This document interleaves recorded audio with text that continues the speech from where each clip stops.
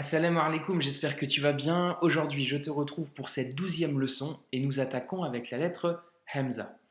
Avant d'attaquer sur cette lettre, je me suis dit que ça serait sympa de te faire une mise à niveau de ta progression. Tu as commencé logiquement de zéro, ou alors tu avais peut-être quelques bases, je ne sais pas. En tout cas, la progression, dès le début, tu as vu. Une fois que tu as assimilé les voyelles, les consonnes, ça va plutôt rapidement. Donc tu as plein de consonnes, etc. Tu arrives à mémoriser facilement, logiquement, et la progression va finalement assez vite. À cette étape, tu vas avoir un petit moment où tu vas avoir l'impression de stagner. Je te rassure complètement, je suis passé moi-même par là.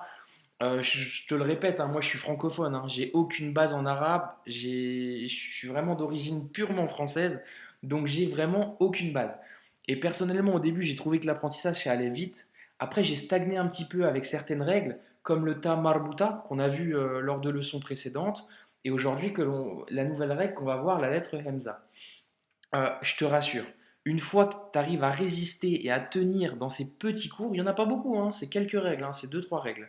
Une fois que tu as réussi à passer ça, le reste, ça va être que du bonheur. Honnêtement, ça va revenir comme avant, une consonne, tu arrives à la mémoriser, tac, tu appliques les voyelles comme d'habitude, et ensuite l'apprentissage se termine. Là, tu es juste à l'étape un petit peu délicate, honnêtement, parce que le début, c'est facile, la fin, c'est très facile aussi, mais le milieu, c'est un peu plus technique, on va dire. Ok? Mais en tout cas, accroche-toi, c'est vraiment ce que je te souhaite, hein. Essaye de t'accrocher pour ces petits cours, et à la fin, tu vas voir. Franchement, tu vas être libéré, ça va être tranquille, et tu vas reprendre cette dynamique où c'est facile d'apprendre. D'accord? Le but ultime, hein, à la fin des cours, c'est que tu saches lire n'importe quel texte arabe avec les voyelles, mais pas forcément de comprendre. Or, je te donne quelques petits mots de vocabulaire à chaque leçon qui peuvent, je l'espère en tout cas, t'aider, mais le but aujourd'hui, c'est de savoir lire. Une fois que tu as lecture, tu as toutes les lettres, tu sais comment lire, tu sais bien prononcer les lettres. Le but, c'est de prendre le Coran, ouvrir, savoir lire. Tu vas sûrement rien comprendre au début ou alors tu auras quelques petites notions, mais à la fin, ça sera vraiment d'étudier chaque mot, de t'apprendre le vocabulaire nécessaire pour comprendre le Coran. Et tu vas voir, dans ce livre merveilleux, il n'y a pas énormément de mots finalement. Tu n'en apprends que quelques-uns, juste en apprenant Al-Fatiha, chaque mot ce que ça veut dire, tu comprends 10% du Coran. C'est pas fou ça? Donc le but aujourd'hui, c'est de savoir lire. Ensuite, après la lecture, on passera à l'explication et à la compréhension, Inch'Allah. Pour la lettre Hamza, le Hamza part du principe que c'est un blocage. Ok? Donc Hamza, blocage. C'est pas une consonne. Entre guillemets, c'est pas comme les consonnes qu'on a vues précédemment. C'est juste un blocage. Ici, tu as un livre de support avec la fameuse Hamza. Et ici, ça se lit A.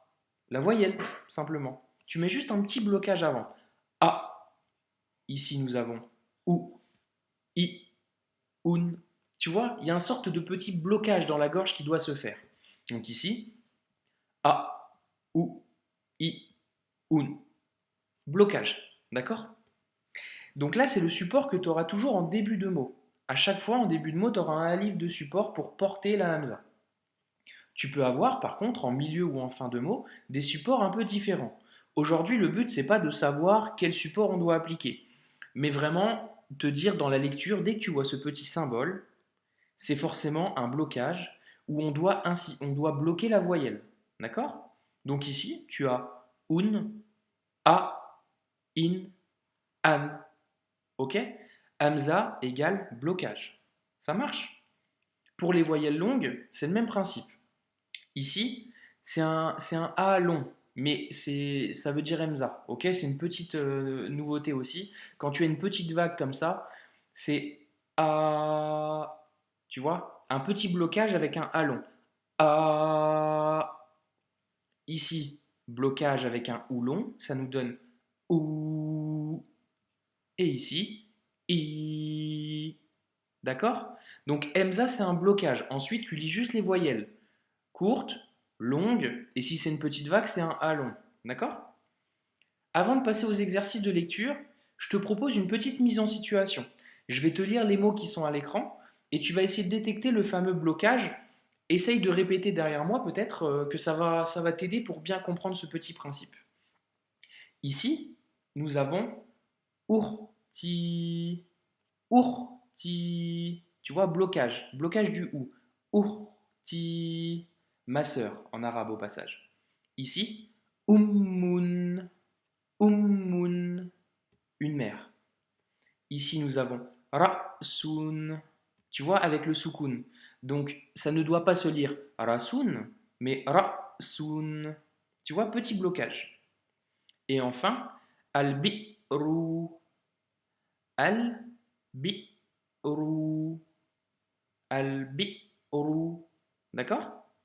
Donc, Alif Lam, ici, le Alif avec Lam, ça n'a pas de support. C'est Al. Le en français. Le, la, les, comme tu veux.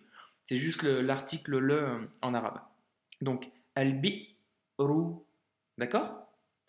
Et petit moyen mémotechnique pour la fameuse Hamza avec la vague qui donne A, tu l'as dans Qur'anun. Tu vois? Je t'ai grisé la lettre, hein. Aujourd'hui, c'est pas cette lettre-là qu'on va analyser, mais tu l'as ici par exemple dans Qur'anun. D'accord? Voilà pour la mise en situation. J'espère que tu as bien capté ce principe que la Hamza est un blocage. Allez, on y va avec l'exercice de lecture. Comme d'hab, mets en pause sur la vidéo et on y va pour la correction. Allez, c'est parti. Donc nous avons Itaran. Tu vois, hein, Emza en bas, donc c'est forcément un I. On doit bloquer I. Et ensuite, on a un I long. Itaran. Tu vois, il y a un petit blocage juste avant et ensuite le I long. Itaran. Ok? Deuxième mot. Rasun. Tu vois, hein, ici il y a un blocage avec absence de voyelle que dit le soukoun en fait. Donc Rasun. Donc tu vois, blocage, hein, vraiment blocage complet vu qu'en plus, absence de voyelle. Je fais une petite parenthèse. Ra'sun, qui veut dire une tête en arabe, tu le retrouves dans Ras el Hanout. Tu sais, l'épice hein, qu'on voit souvent et qui signifie d'ailleurs tête du magasin. Petite parenthèse refermée. Ici, nous avons Urti, ensuite Akala, Asadoun, Lahman. Tu vois, Hamza de blocage. Akala, Asadoun, Lahman. Deuxième partie, Ukrima.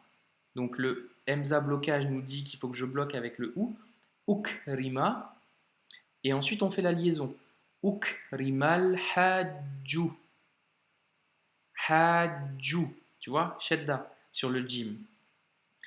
Et pour finir, la dernière ligne, nous avons Al-bi'ru mamlu'atun bilma'i. Donc tu vois, le puits en arabe, Al-bi'ru, blocage. Ici, tu as un Hamza. Quand tu as un Hamza, tu ne te casses pas la tête, c'est un blocage. Al-bi'ru mamlu'atun bilma'i. Ici, j'ai fait la liaison. Bilma'i. Ok? Passons de suite à la deuxième feuille de lecture. Tu peux à nouveau mettre en pause d'ailleurs sur la vidéo et on y va pour la correction. Nous avons donc labistu, adjubbata, masa'an. Tu vois, blocage. Masa'an et pas masa'an. Masa'an, emza, blocage. Et pour la deuxième ligne, nous avons amalu. Tu te souviens, la petite vague, c'est un alon. C'est le emza écrit différemment qui donne le alon. Donc nous avons amalu, kasarati, al-ku'usa. Blocage encore. Al-ku'usa. Ça marche? Je tenais en tout cas à te féliciter personnellement et sincèrement. Franchement, tu peux vraiment être fier de toi. Si aujourd'hui tu as réussi à lire les feuilles de lecture, franchement, chapeau. Parce qu'on a quasiment fait la moitié des cours. Et je me dis, avant les cours, tu aurais vu ce texte, je pense en tout cas que tu t'aurais dit, mais incompréhensible, indéchiffrable, impossible à lire, c'est trop compliqué. Et aujourd'hui, en à peine quelques minutes par jour, tu peux lire tout ça. C'est pas fou, franchement. Donc je suis vraiment fier de toi. De la leçon du jour, résumé de la leçon numéro 12, tu retiens que le Hamza, c'est comme un bouclier, c'est un blocage. Ok? Hamza, blocage. Deuxièmement, nous savons aujourd'hui que le Hamza peut avoir plusieurs supports. Nous lisons simplement la voyelle. Tu peux avoir le support alif en début de mot, toujours en début de mot d'ailleurs, ou bien isolé, comme ça ou bien comme ça.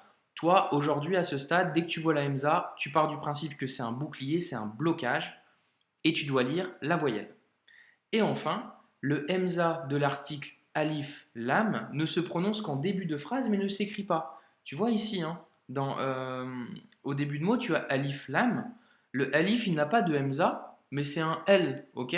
Tu ne t'embêtes pas, on n'écrit rien dessus, c'est L. El Kitabu, ok?